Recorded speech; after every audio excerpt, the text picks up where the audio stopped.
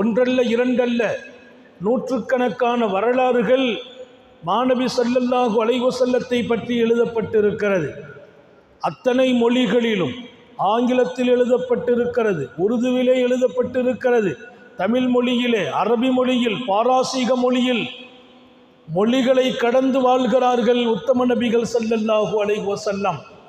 அனைத்து மொழிகளிலும் வரலாறு எழுதப்பட்ட பின்னாலும் அவர்கள் வரலாறை இன்னும் முழுமையாக எழுதிவிட்டோம் என்று யாரும் சொல்லவில்லை.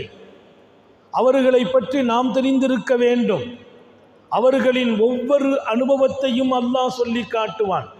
நபிகள் நாயகம் ஸல்லல்லாஹு அலைஹி வஸல்லத்தின் வாழ்க்கையின் எல்லா இடத்தை பற்றியும் அல்லாஹ்வை பெருமைப்படுத்தி பேசுவான்.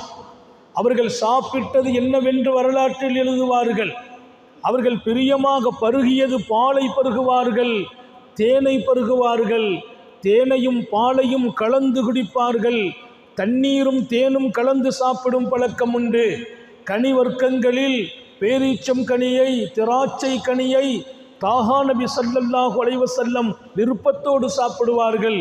காய்கறிகளில் காத்தமுன் நபியின் ஸல்லல்லாஹு அலைஹி வஸல்லம் சொரக்காவை விரும்பி சாப்பிடுவார்கள். இறைச்சிகளில் ஆட்டு இறைச்சியை, அதிலும் குறிப்பாக முன்னஞ்சந்தை விரும்பி சாப்பிடுவார்கள் என்கிற அளவிற்கு அவர்களின் வரலாறு துல்லியம். அவர்களின் பிறப்பிலிருந்து இறப்பு வரையிலும், எப்போது பிறக்கிறார்கள், எப்போது மரணிக்கிறார்கள், பிறந்தபோது எப்படி இருந்தது உலகம், இறக்கும்போது எப்படி இருக்கிறது, அவர்கள் பெற்றெடுத்த பிள்ளைகள், கரம் பற்றிய மனைவியர்கள், எல்லோருக்குமாக வரலாறு.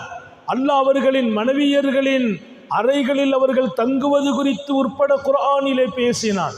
இதையெல்லாம் தாண்டி மாநபி ஸல்லல்லாஹு அலைஹி வஸல்லம் அவர்கள் எங்கே பயணித்தார்கள், எப்படி பேசினார்கள், எத்தனை தலைவர்களுக்கு கடிதம் எழுதினார்கள்.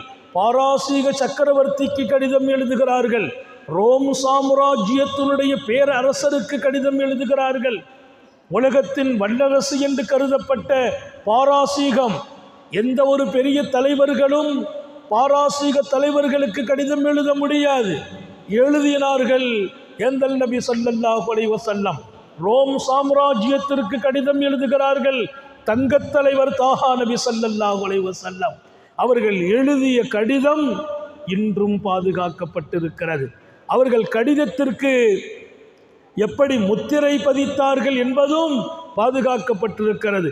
அல்லாஹ், ரசூல், முஹம்மத் என்ற 3 பெயர்களும் அந்த முத்திரையில் மோதிரமாக ஆகி அந்த மோதிரத்தை முத்திரையாக குத்தி கடிதங்களை அனுப்பினார்கள் என்றும் வரலாறு பாதுகாக்கப்பட்டது. ஒரு வரலாற்று நாயகர் நபிகள் நாயகம் ஸல்லல்லாஹு அலைஹி வஸல்லம். காலத்தால் மறையாத வரலாறு உடையவர்கள். வரலாற்றின் எல்லா பக்கமும் தலையில் எத்தனை வெள்ளை முடி இருந்தது, தாடியில் எத்தனை வெள்ளை முடி இருந்தது, வரலாறு எழுதி மாநபியினுடைய சரித்திரம் பாதுகாக்கப்பட்டிருக்கிறது. அவர்களின் பெருமை எவ்வளவு பெரியது என்று அல்லாஹ் பேசினான். அவர்களின் மகத்துவத்தை பேசினான். அவர்களின் உறுப்பை பற்றி பேசினான். மா கதபல் ஃபுஆது மா ரஆ, அன்னலார் பார்த்த பார்வை எப்படி இருந்தது, மிஅராஜில் அவர்களின் பார்வை எப்படி இருந்தது, அல்லாவை சந்தித்த போது பார்த்த பார்வை. அவர்களின் உள்ளம் பொய் சொல்லவில்லை என்கிறான் அல்லாஹ். நபியின் உள்ளத்தை, அவர்களின் உள்ளத்தை பற்றி குர்ஆனிலே சொன்னான். அவர்களின் புனிதமான நெஞ்சை சொல்கிறான். அலம் நஷ்ரஹ் லக ஸத்ரக், தங்கள் நெஞ்சை அல்லாஹ் விசாலமாக்கவில்லையா என்று கேட்கிறான். விரிவுபடுத்தினோம் தங்கள் நெஞ்சை என்கிறான் அல்லாஹ். இதையெல்லாம் விட மேலாக மாநபி ஸல்லல்லாஹு அலைஹி வஸல்லத்தின் வாழ்நாளை பற்றி பேசினான் அல்லாஹ். திருக்குர்ஆனிலே பெருமானார் அம்ருக், தங்கள் வாழ்நாள் மீது சத்தியம். யார் மீதும் சத்தியம் பண்ணிலாம் பேச முடியாது. குர்ஆன் ஷரீஃபை திறந்தால் எந்த ஒரு தனி மனிதன் மீதும் அல்லாஹ் சத்தியம் செய்து பேசியதில்லை. எம் பெருமான் ஸல்லல்லாஹு அலைஹி வஸல்லம் அவர்களின் வாழ்நாளை பற்றி பேசினான். லஅம்ருகா, உங்கள் வாழ்நாள் மீது சத்தியம். எம் பெருமானின் வாழ்நாள் எத்தனை மதிப்புக்குரியது அல்லாஹுவின் பார்வையில், ரப்பின் பார்வையில். அவர்கள் பெற்றிருந்த இடத்தை சொன்னான் அல்லாஹ். நம்மை கூப்பிட்டு சொன்னான், நீங்கள் என்னுடைய ஹபீபை கூப்பிடும்போது உங்களில் ஒருவரை கூப்பிடுற மாதிரி முஹம்மதுன்னு கூப்பிடக்கூடாதுங்கிறான். முஹம்மது அப்படின்னு கூப்பிடாதீர்கள், நட்பு வேறு.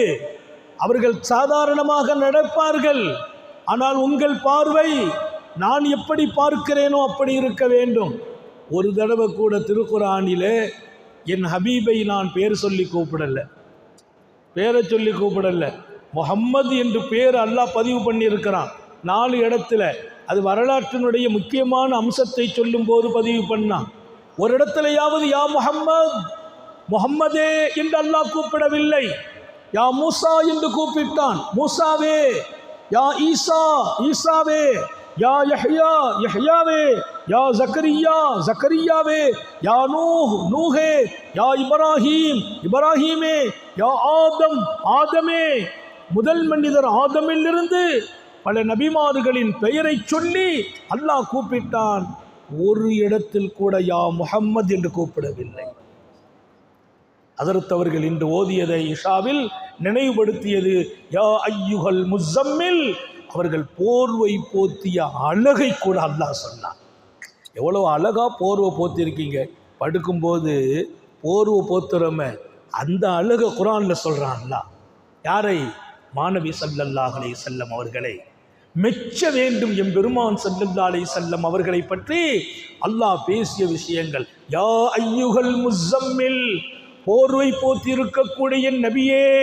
யா ஐயுகன் நபி, என் அன்பு நபியே.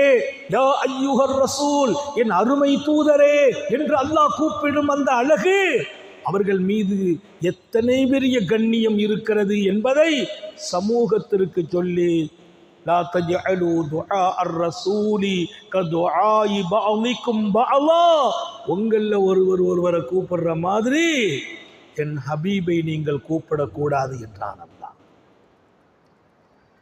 கண்மணி ரசூல் ஸல்லல்லாஹு அலைஹி வஸல்லத்தின் தர்பாரில் அடக்கம் பேணப்பட வேண்டும், ஒழுக்கம் பேணப்பட வேண்டும்.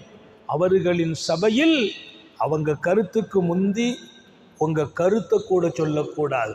சஹாபாக்களுக்கு பாடம் நடத்தினான் அல்லாஹ்.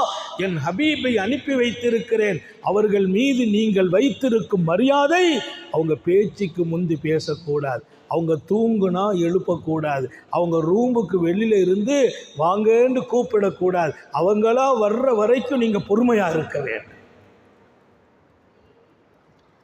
அப்படி பொறுமையாக இல்லாமல் பெட்ரூமில் நபி அவங்க இருக்கும்போது யா முஹம்மத் வாங்க நாங்கள் வந்திருக்கிறோன்னு பனு தமீமுன்னுடைய கிராமவாசிகள் சில பேர் கூப்பிட்டாங்க. அல்லாஹ் குர்ஆனில் கண்டிக்கிறான் அவங்கள. திருக்குர்ஆன் ஷரீஃபிலே கண்டித்தான். அவர்கள் அறையில் இருக்கிற போது எப்படி கூப்பிடலாம்? நீங்கள் பெட்ரூமில் இருக்கிறாங்க, மனைவியோடு இருக்கிறாங்க, எப்படி கூப்பிடலாம்? நீங்கள் கூப்பிடுவது தப்புன்னு சொல்லல, அப்படி அழைப்பவர்கள் அறிவில் பலகீனமானவர்கள் என்றான். அப்படி அழைப்பவர்கள் வலவ் அன்னஹும் சபரு ஹத்தா யஹ்ருஜ இலைஹிம் லகான கைரன் லஹும்.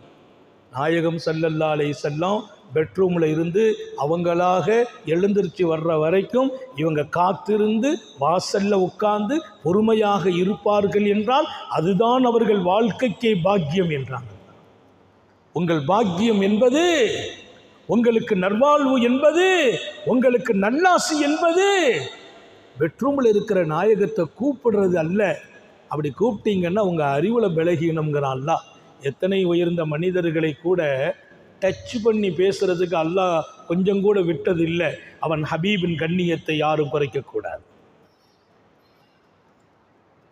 அவர்கள் வரட்டும், காத்திருங்கள். 1 மணி நேரம் ஆகுதா? 2 மணி நேரம் ஆகுமா? 3 மணி நேரம் ஆகுமா? அல்லாஹ் சொல்றான், நீங்கள் காத்திருப்பீர்கள் அல்லவா?